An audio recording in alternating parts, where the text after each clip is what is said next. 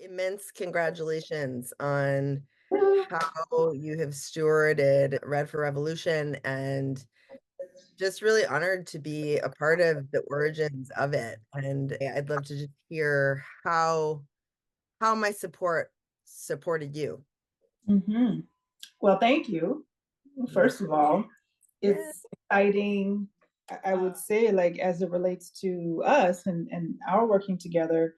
Um, as you know, I started Metamana Media now maybe 2 years, maybe. I don't think it's a full 2 years, but in that moment, I was really thinking about how I can tell the stories I want to tell, uplift the stories of women and other creators that I like and admire, and really moving into a space of having a home for all of the creative arts that I do. And I was very much interested in the podcast space. And so, divine intervention is always as it is and as it's meant to be. I didn't know anything about Red Revolution. I didn't know anything. I just knew this seemed interesting to me.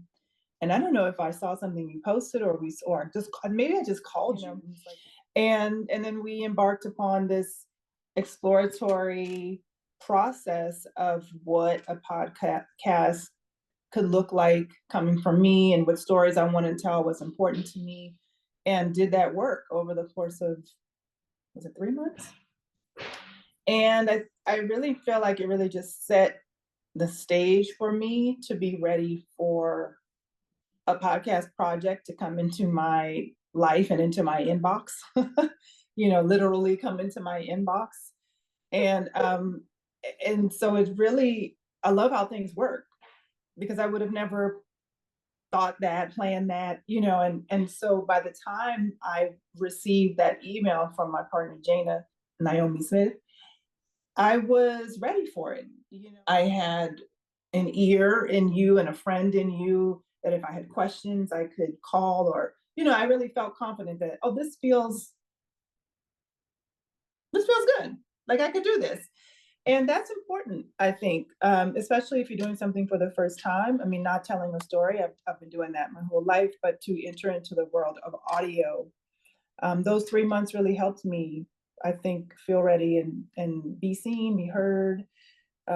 We talked a lot about different ways we could design that initial podcast. So I felt like I had some knowledge around the different types of sonic experiences that could be created.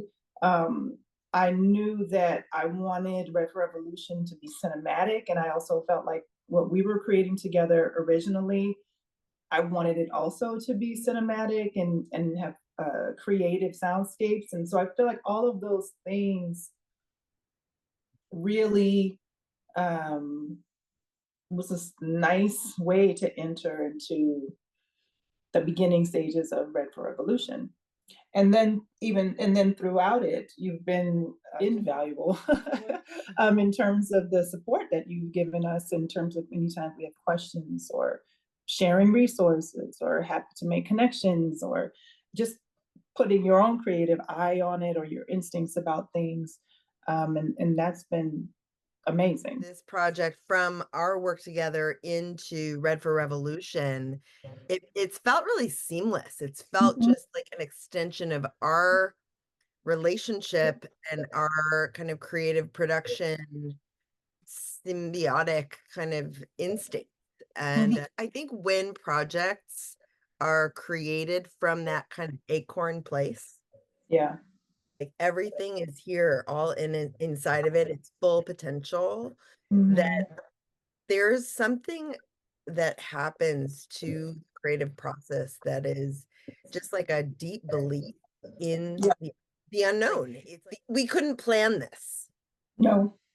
So, and I wonder if you could kind of speak to that, speaking to having more of a maternal lens on production and on what you sensing potential.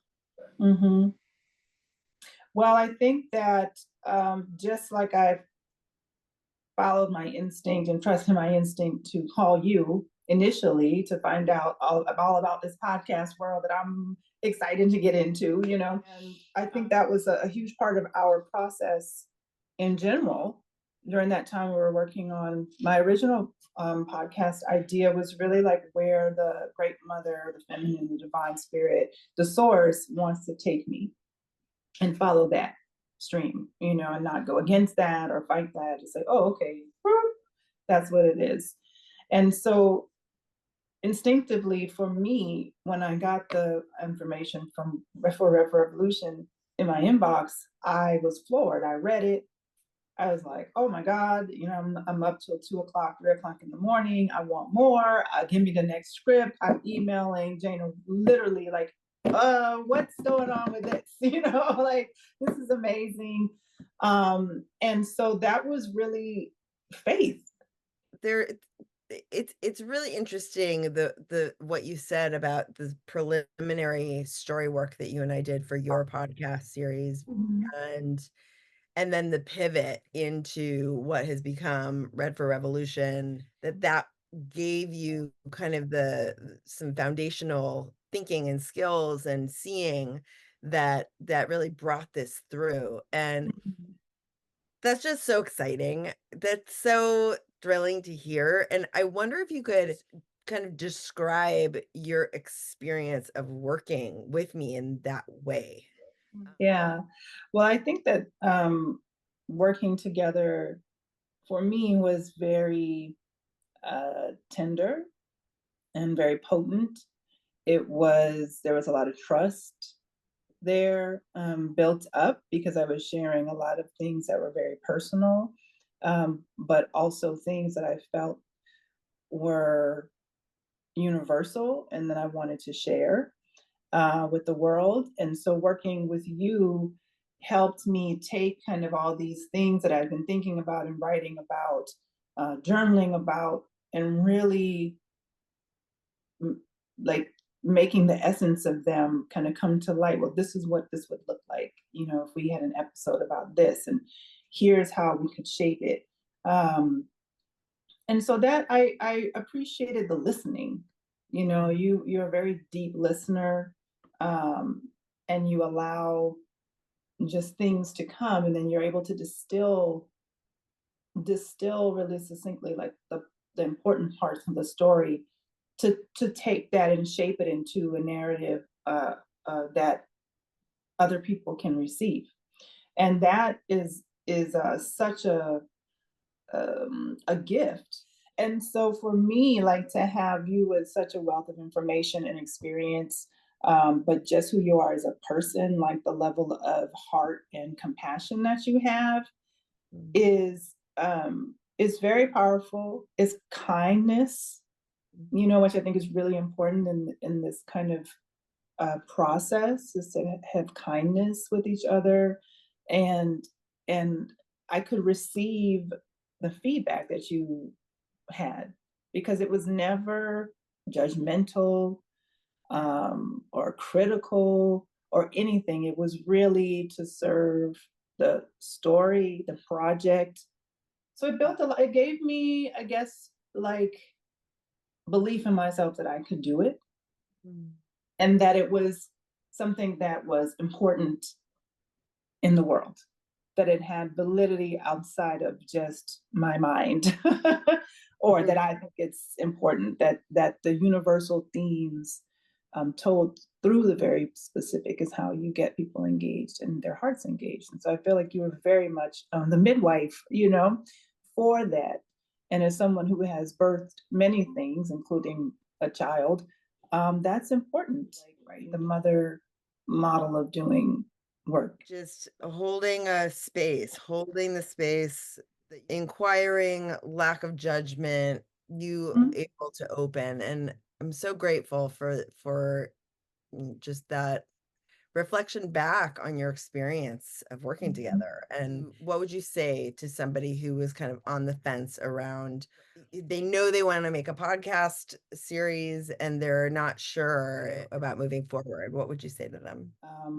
Those of us who get called to make something, then we just need to make it, and I would say that, um, as it relates to working with you, I mean, I couldn't have asked for a better partner in that exploration of all the work that I've been thinking about, and the themes and the touchy subjects. And because you hold the space so well, because you are so on it and warm and welcoming, and you have your own perspective of how to add to what someone who wants to do a podcast is already bringing to the table. And we all have our stories inside of us that are valuable, that are worth sharing if you feel like they're meant to be shared. And I feel like the audio space is a really beautiful space to just listen and to just focus on what you're hearing. I think it's a lost art form, even just in life, how we listen to each other.